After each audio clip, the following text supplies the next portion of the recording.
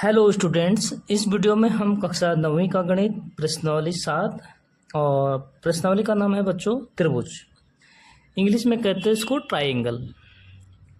ठीक है, क्या कहते हैं इंग्लिश में? ट्राइंगल। ठीक है, तो सबसे पहले तो इसका परिचय बता देते हैं आप लोगों को। और त्रिभुज किसे कहते हैं? तीन प्रतिच्छेदी रेखाओं द्वारा बनाई गई एक बंद आकृति एक त्रिभुज कहलाती है। ठीक है बच्चों, जैसे हमारे पास ये तीन रेखाएं हैं सपोज। ठीक है, ये हैं तीन, ये क्या है? तीन हमारे पास रेखाएं हैं। ठीक है, तो तीन रेखाओं द्वारा बनाई गई एक बंद आकृति, इसकी जो ये बंद आकृति है बच्चों, यहां से लेकर देखिए ये है इसकी बंद आकृति। ठीक है, तो इस बंद आकृति को, बंद आकृति मतलब क्लोज फिगर। ठीक है बच्चों, जो ये बंद आकृति है, इस बंद आकृति को क्या कहते हैं? हम त्रिभुज कहते हैं। ठीक है, मतलब ट्राइंगल। तो एक त्रिभुज की तीन भुजाएं होती है। देखो बच्चों, 1, 2 और 3।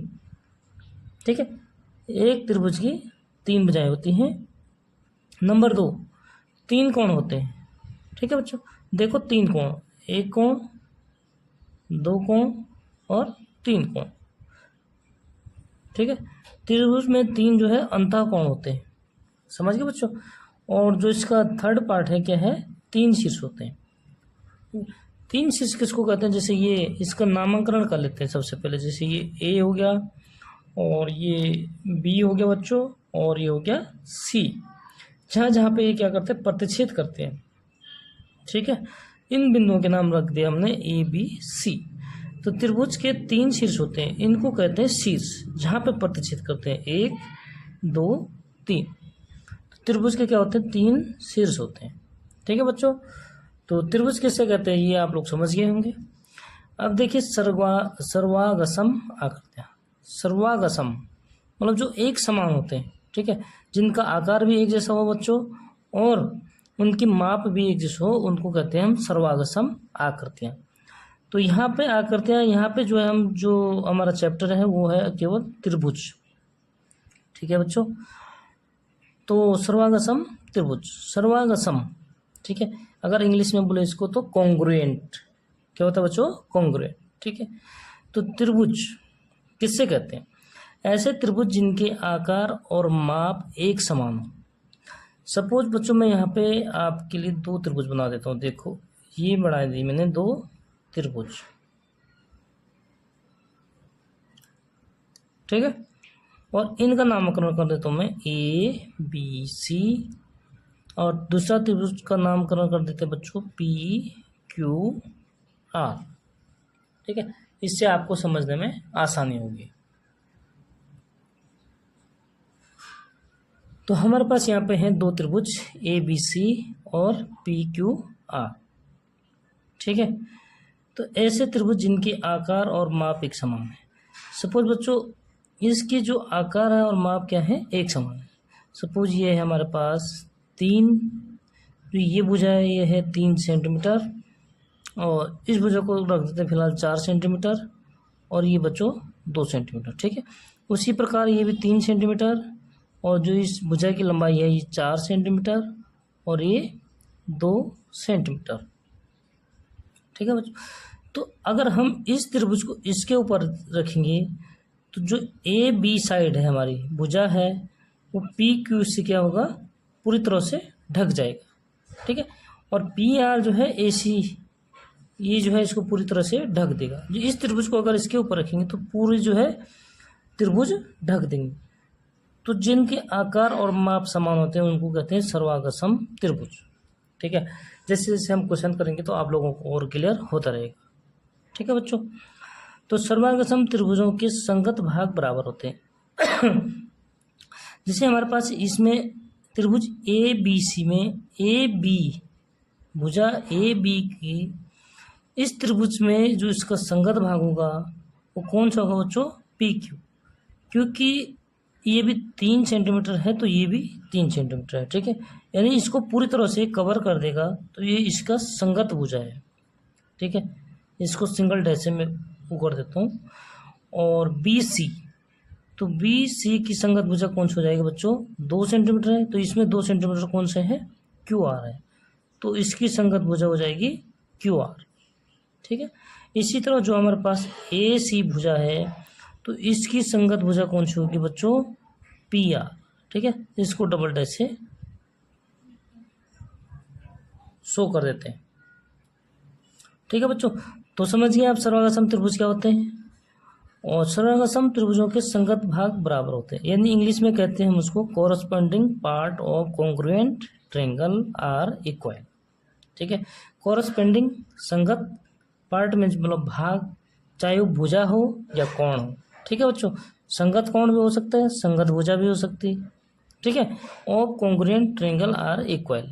अगर हम उसको बच्चों शॉर्टकट लिखेंगे तो उसको लिखते हैं CPCT। ये एक नियम हो जाते हैं। ठीक है बच्चों, इसके आधार पर हम जो है उसको सर्वांगसम प्रूव कर सकते हैं। समझ गए आप। अब देखिए हमारे पास जो सर्वांगसम का नियम है, पहला नियम,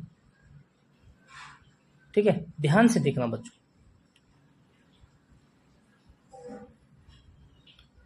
यहां से देखो, ठीक है, कोई दिक्कत नहीं होनी चाहिए, कोई भी दिक्कत हो तो आप लोग कमेंट में लिखिए। सर्वांगसम नियम, जो हमारा फर्स्ट नियम है बच्चों, क्या है कि दो त्रिभुज सर्वांगसम होते हैं यदि एक त्रिभुज की दो भुजाएं और अंतर्गत कोण दूसरे त्रिभुज की दो भुजाओं और उनके अंतर्गत कोण के बराबर हो। ठीक है बच्चों, सपोज मैं यहाँ पे दो त्रिभुज बनाता हूँ बच्चों, देखो तो आप लोग क्लियर समझ जाएंगे। ठीक है, ये मैंने आपको दो त्रिभुज बना दिए। ठीक है, मैं रफली बना रहा हूँ इसलिए थोड़ा बड़ा छोटा लगेगा तो उसको इग्नोर कर देना, लेकिन आप लोगों को पेंसिल और प्रकार की सहायता से बनाना है। ठीक है बच्चों, तो दो सर्वांगसम होते हैं यदि एक त्रिभुज की दो भुजाएं। सपोज बच्चों हमारे पास ये भुजा है 4 सेंटीमीटर, ठीक है, और ये है 3 सेंटीमीटर, और ये भी है 2 सेंटीमीटर। ठीक है, ये 4 सेंटीमीटर है, 3 सेंटीमीटर, ये है 2 सेंटीमीटर। नामकरण कर देते हैं बच्चों ABC और PQR। नामकरण करने से क्या होगा, आप लोगों को समझने में आसानी होगी। ठीक है, अब देखिए बच्चों क्या कह रहा हो कि एक त्रिभुज की दो भुजाएं और अंतर्गत कोण, ठीक है, दूसरे त्रिभुज की दो भुजाओं और उसके अंतर्गत कोण के बराबर हो। पहले त्रिभुज की पहली भुजा बच्चों जैसे ये है हमारे पास AB, ठीक है, और दूसरी भुजा है BC। तो दूसरे त्रिभुज की दो भुजा PQ और QR। AB किसके समतुल्य, देखो AB बराबर क्या है बच्चों, हमारे संगत पार्ट कौन सा, इसका संगत भुजा PQ। ठीक है, और दूसरा BC अगर हमें दिया है उसके संगत भुजा कौन सी है बच्चों, QR। तो हम लिखेंगे BC बराबर QR। ठीक है, और ये एंगल दे रखा है हमें सपोज 30 डिग्री, और ये एंगल भी है 30 डिग्री। ठीक है, तो एंगल B, यानी बच्चों हम क्या लिखेंगे, एंगल B बराबर एंगल Q।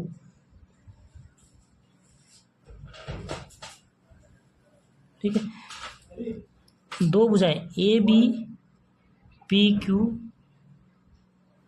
के बराबर है और BC भुजा बच्चों हमारे कौन किस भुजा के बराबर है, QR भुजा के बराबर। तो एंगल B एंगल Q क्या है, बराबर है। तो इसमें देखिए बच्चों ये क्या हो गया, भुजा और ये हो गया कोण। ठीक है, तो इसमें कौन से नियम से सर्वांगसम हो गया, ये भुजा कोण और भुजा। ठीक है, यानी भुजा को हम कहते हैं साइड, उसको लिखते हैं S से। कोण होता है बच्चों एंगल, ये हो गया A, और भुजा हो गया साइड, यानी SAS नियम से ये त्रिभुज क्या हो गया, हमारे सर्वांगसम। ठीक है, ये हमारा पहला रूल है। देखो बच्चों दूसरा नियम, सर्वांगसमता का दूसरा नियम क्या है हमारे पास, ASA, ए से एंगल, एंगल माने होता है कोण, कोण, और एस से होता है बच्चों साइड, भुजा, और कोण, कोण भुजा कोण से सर्वागत समता नियम। दो त्रिभुज सर्वासम होंगे यदि एक त्रिभुज के दो कोण, सपोज बच्चों मैं यहाँ पे दो त्रिभुज बना देता हूँ,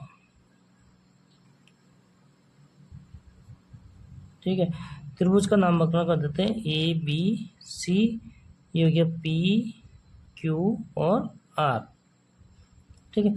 दो कोणों के अंतर का भुजा, सपोज बच्चों ये हमारे पास, ये कोण हमारे पास 35, तो ये कोण भी हमारे पास है 35। अगर ये कोण है बच्चों 40, ये कोण भी हमारे पास 40, और ये भुजा हमारे पास सपोज 2 सेंटीमीटर है, ये भी है 2 सेंटीमीटर, ठीक है। तो त्रिभुज ABC और PQR में बच्चों हमारे पास कोण B बराबर कोण कौन सा हो जाएगा, Q। कोण C बराबर कोण हो जाएगा R, ठीक है। और भुजा BC किसके बराबर है, BC है QR के बराबर, ठीक है। तो ये हो गया कोण कोण भुजा, ठीक है। तो ये हो जाएगा बच्चों हमारे पास कोण भुजा कोण। किसी एक त्रिभुज के दो कोण दूसरे त्रिभुज के दो कोणों के बराबर हो और उनके जो अंतर्गत भुजा है वो दोनों क्या हो बच्चों, बराबर हो, तो उसको कहते हैं हम सर्वागत समता। कौन से रूल से, ASA, यानी कोण भुजा कोण, ठीक है। तो ये है हमारे पास सर्वागत समता के नियम। तो इस पे आधारित हम नेक्स्ट वीडियो में करेंगे बच्चों 45.7.1 शुरू, ठीक है। चलो मिलते हैं नेक्स्ट वीडियो में, तब तक के लिए बहुत बहुत धन्यवाद।